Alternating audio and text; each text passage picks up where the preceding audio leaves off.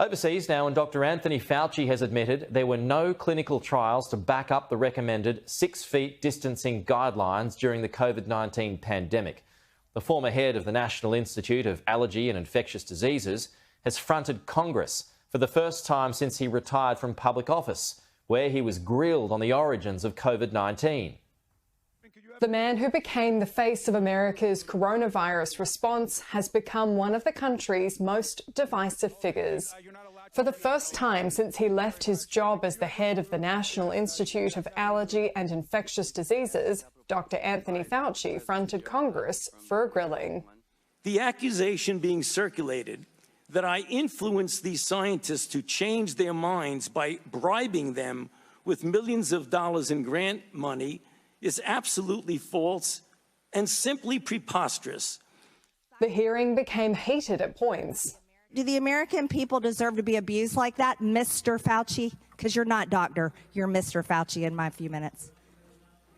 No, I don't need your answer. I want to talk about this right here. They're treating you, Dr. Fauci, like a convicted felon. Actually, you probably wish they were treating you like a convicted felon. They treat convicted felons with love and admiration. Dr. Fauci admitted that the social distancing guidelines to stay 6 feet apart had no scientific basis. I said that it is not based in science and it just appeared. It actually came from the CDC. The CDC was responsible for those kinds of guidelines for schools, not me. So when I said that it just appeared, it appeared. Was there any science behind it?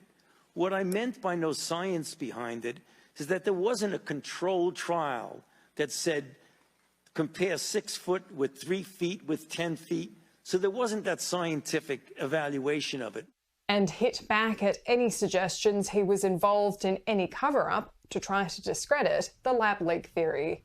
But I don't think the concept of there being a lab leak is inherently a conspiracy theory.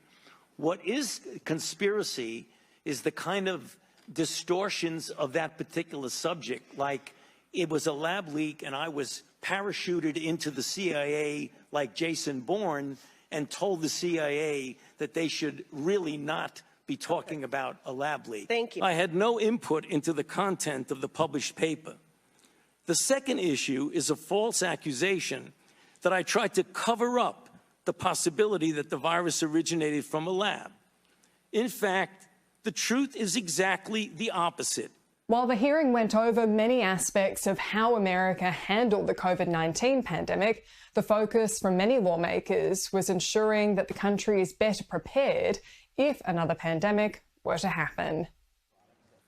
Dr. Fauci, whether intentional or not, you became so powerful that any disagreements the public had with you were forbidden and censored on social and most legacy media time and time again. This is why so many Americans became so angry, because this was fundamentally un-American. If I make a mistake, I answer to the people of Ohio who elected me and to my own conscience. When you and your agency made mistakes, Dr. Fauci, what happened? We all need to be held accountable. Sometimes it's as simple as saying, we were wrong. Annalise Nielsen, Sky News, Washington, I mean, D.C. Anybody who's looking at this carefully realizes that there's a distinct anti-science flavor to this. So if they get up and criticize science, nobody's going to know what they're talking about.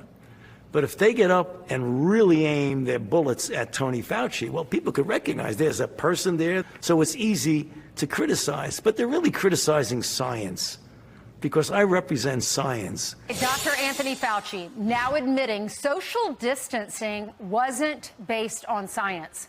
Fauci telling a House committee this week the idea standing 6 feet apart, quote, just sort of appeared. The shocking admission comes nearly 4 years after statements like this. Every aspect of that ending the COVID outbreak in 30 days has some aspect of it of physical separation, whether that's avoiding crowds, whether that's staying 6 feet away from people, whether that's doing teleworking. All of it does that. That's our most important tool. Just is so upsetting because We went through so much during that period, and it seems like every time we learned something new from Dr. Fauci, it was all made up. I mean, didn't even have direction. There was no science there. Bottom line, we don't have to worry about this one, right? Well, obviously you need to take it seriously and do the kinds of things that the CDC and the Department of Homeland Security are doing. But this is not a major threat for the people in the United States, and this is not something that the citizens of the United States right now should be worried about. So if you have a physical covering with one layer, you put another layer on, it just makes common sense that it likely would be more effective. And that's the reason why you see people either double masking or doing a version of an N95. I can say as a public health official that I would urge the leaders, the local political and other leaders in states and cities and towns to be as forceful as possible in getting your citizenry to wear masks. Masks are important as part of the physical distance. Physical distancing is the most important, but practically when you're living your life and trying to open up the country, you are going to come into contact with people. And for that reason, we know that masks are really important and we should be using them, everyone. Right now in the United States, people should not be walking around with masks. Right now, people should not be walking. There's no reason to be walking around with a mask. When you're in the middle of an outbreak, wearing a mask might make people feel a little bit better, and it might even block a droplet, but it's not providing the perfect protection that people think that it is.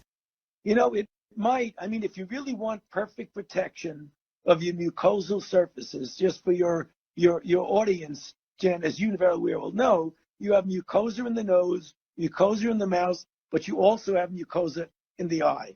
And that's one of the things that, theoretically, you should protect all the mucosal surfaces. So if you have goggles or an eye shield, you should use it.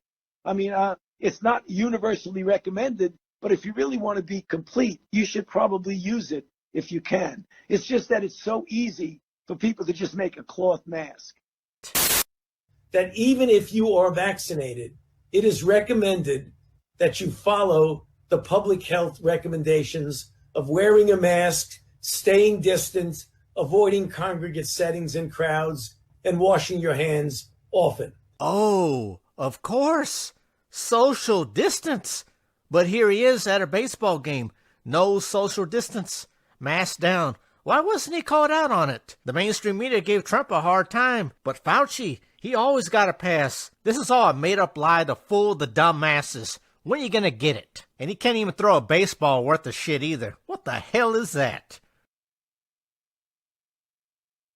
So you could get infected and have absolutely no symptoms, but you might have virus in your nasopharynx, even though you don't have any symptoms. So you want to make sure that you do something like wear a mask, like keep your distance, so you don't inadvertently infect someone else. What about a month or so, or 2 or 3 ago, when people were saying, you don't really need to wear a mask?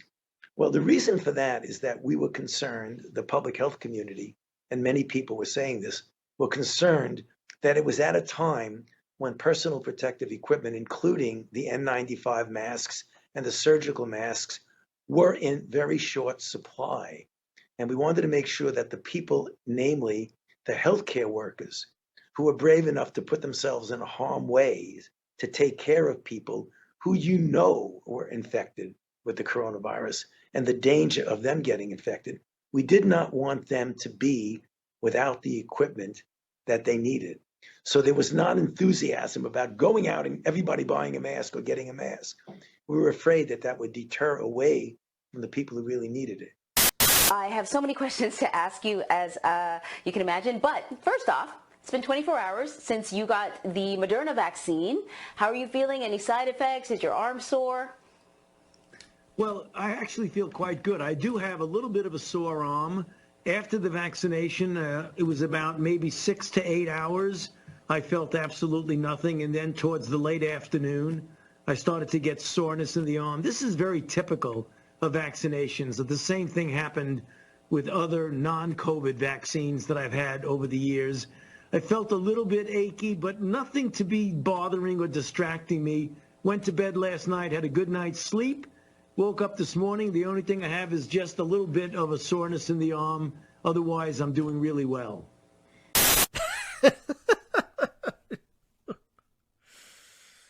Oh, shit.